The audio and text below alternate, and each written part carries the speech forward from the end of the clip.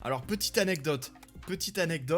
Quand j'ai eu genre 13-14 ans, je crois, 13-14 ans, ça faisait déjà longtemps que je voulais un téléphone. Pour mon anniversaire, mes parents m'ont payé ce téléphone-là. Cette espèce de relique horrible.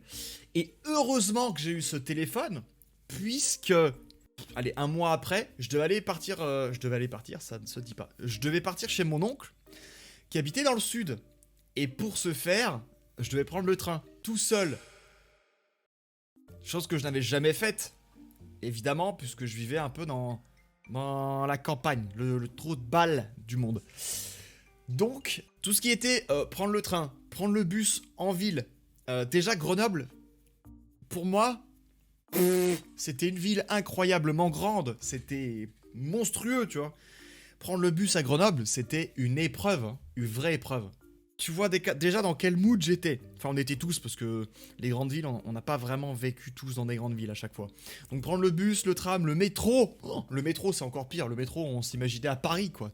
Non. Alors du coup, j'avais ce téléphone-là. Et peu de temps après, je prends le train pour aller à Montpellier, MTP pour les intimes, pour ceux qui connaissent vraiment un petit peu le jargon, quoi. Donc je fais un Lyon-Montpellier, ma mère prend les billets, etc.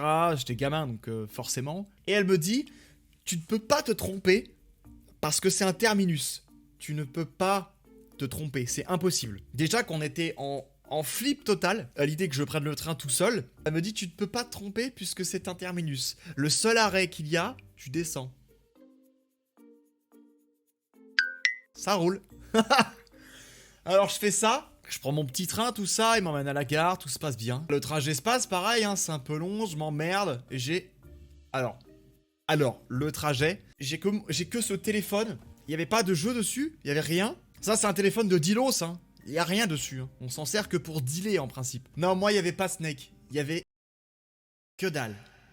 Le train annonce le premier arrêt, qui en principe devait être le seul. Sauf qu'en fait, moi je m'en fous, tu vois, j'y connais rien en train, en arrêt, en ville, j'écoute pas.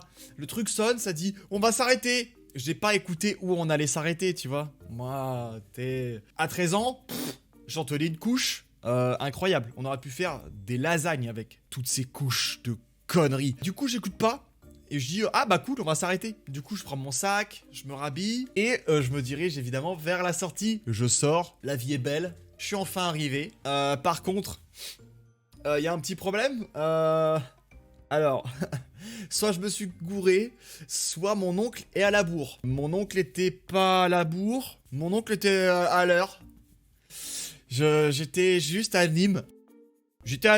Comment te dire ?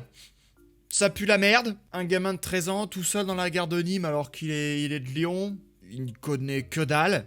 J'appelle ma mère, évidemment, en transe. Elle s'imaginait déjà dans Taken, à devoir venir me rechercher auprès de la mafia, je ne sais quelle nationalité. Et elle me dit, bah passe-moi un contrôleur en fait. Du coup, j'étais là comme un con, je vais voir un contrôleur, je fais bonjour monsieur, il y a ma mère qui veut vous parler. Le gars a dû se dire c'est qui cette merde là. Et du coup je passe le téléphone, le contrôleur part en courant avec mon téléphone évidemment, et je me retrouve à la rue, je me retrouve sous les ponts quoi, pendant une semaine. Non, ma mère lui explique la situation, et il se trouve que un quart d'heure plus tard, il y avait un train qui faisait Nîmes-Montpellier. Du coup il m'a foutu dedans, sans billet. Je sais pas, il a dû me faire un papier ou un truc dans le genre au cas où. Et voilà, j'ai pris le train pendant un quart d'heure et je suis arrivé à bon port. Heureusement que j'avais ce téléphone. Honnêtement, je crois que j'y serais encore si j'avais pas eu ce téléphone.